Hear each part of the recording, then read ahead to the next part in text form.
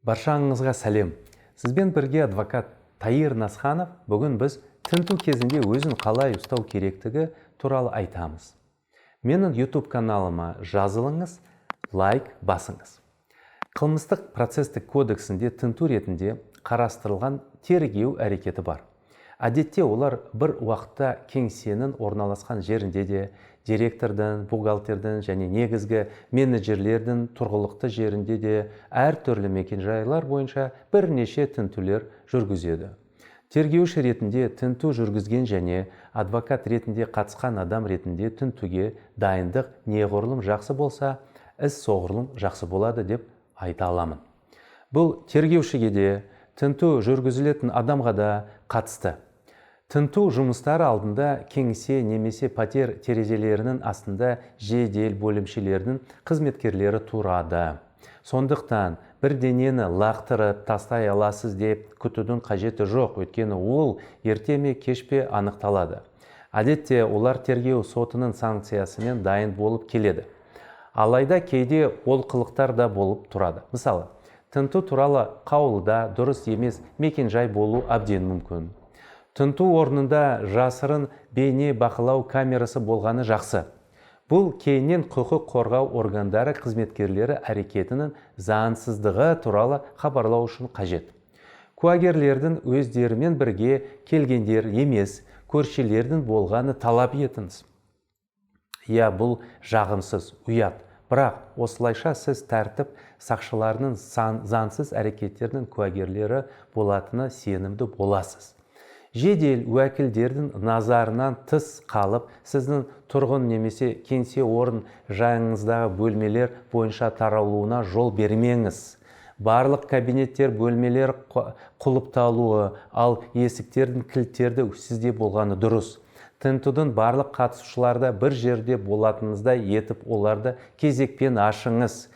Хаттаманы толтыратын тергеушінің жанында отырмаңыз.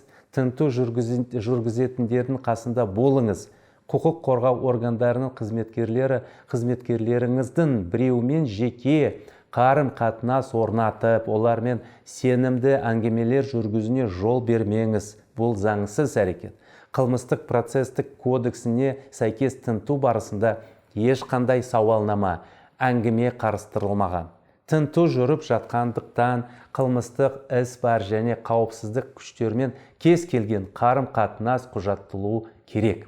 Сондай-ақ компаниясының барлық қызметкерлерінің бір кеңсеге орналастырып, ал құқық қорғау органдарының қызметкерлерінің кеңседе немесе пәтерде еркін серуендеуіне жол бермеу керек. Олар сізге қоңырау шалып, есік қағып, іздеумен келгенін хабарлағаннан кейін адвокатқа қоңырау шалыңыз. Ал адвокат сізге келгенше тәртіп сақшыларымен есік арқылы сөйлесуді бастаңыз. Олардан тегін атағын, қандай бөлімшеден, қандай қылмыстық іс бойынша келгенін сұраңыз. Содан кейін міндетті түрде олар бандиттер ме жоқ па деп алаңдағандығыңызды және олар келген бөлімшенің кезекші бөліміне қоңырау шалатындығыңызды айтыңыз. Олар күтеді. Бұл сізге ойларыңызды жинауға, ұсталған жағдайда қажетті қоңыраулар мен бұйрықтар жасауға уақыт береді. Әдетте тінтуден кейін нақты және процедуралық тұтқындау орын алады. Үйіңізде немесе кеңсеңізде алдыңғы есік бұзыла бастаған кезде олар тінтуге рұқсат беруге міндетті адвокат келеді. Өйткені егер онда сіздің қорғауыңыз туралы хабарлама болса, егер ол осы тергеу әрекетіне жібермесе, мұны қорғаныс құқығын бұзу ретінде қарастыра аласыз және одан әрі тінту нәтижелеріне шағымдана аласыз. Егер тінту адвокатсыз басталса, барлығын бір кеңсеге шақырыңыз. Қалам, қағаз парағын алыңыз және келген адамдардың аты жөнін жаза бастаңыз. Тінтудің барысында жазыңыз. Осылайша сіз бастаманы өз қолыңызға аласыз. Алайда тергеушінің міндеті сіздің ерік жігеріңізді сындыру және қызметкерлеріңізді басу екенін ұмытпаңыз. Бұл жағдайда ол көшбасшысының кім екенін көріп, қолынан келгенше оның беделін түсіруге тырысады. Сондықтан еденге жату туралы бұйрық сияқты қол астындағыларының кез алдындағы осындай әрекеттер осы мақсатта жасалады. Мұны сабырмен қабылдаңыз, себебі бұл да шағымға негіз бола алады. Өз басым жұмысымда тінту кезінде кәсіпорынның заңгерімен жұмыс істеуге тырысамын. Біріншіден, бұл адвокаттың жұмысын жеңілдетеді. Ұжым оны жақсы біледі және ол өз кезегінде кімнің қандай функционалдығы бар екенін хабары бар. Сондықтан оған жұмыстардың бір бөлігін тапсырамын, мысалы тінту кезінде тәртіп сақшыларын бақылау сияқты. Ал өзім тінту кезінде қызметкерлерінен жауап алмақ болған тергеушімен тікелей жұмыс жасаймын. Тәртіп сақшылармен істі өзіңізше шешу мақсатында жеке қарым-қатынасқа түспеңіз. Біріншіден, тінту нәтижелерін біріктіру үшін олар аяқтан шалуы мүмкін. Екіншіден, дәл қазір шешім қабылдаудың қажеті жоқ. Бұның бәрі алаяқтыққа ұқсайды. Ал адамдар ақша алады да, бірақ міндеттемелерін орындамайды.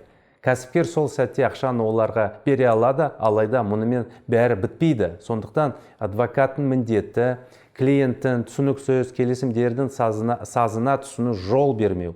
Егер ол келісім оң нәтиже бермеген жағдайда солай болатыны белгілі, теріс нәтижеге әрқашан адвокат кінәлі болып жатады. Әзірге менде осы. Қылмыстық істер бойынша сұрақтарыңыз болса, сізге Насханов және серіктестер адвокаттық кеңсесінің мамандары көмектеседі. Сізбен бірге адвокат Таир Насханов болды. Лайк басыңыз және менің YouTube каналыма жазылыңыз.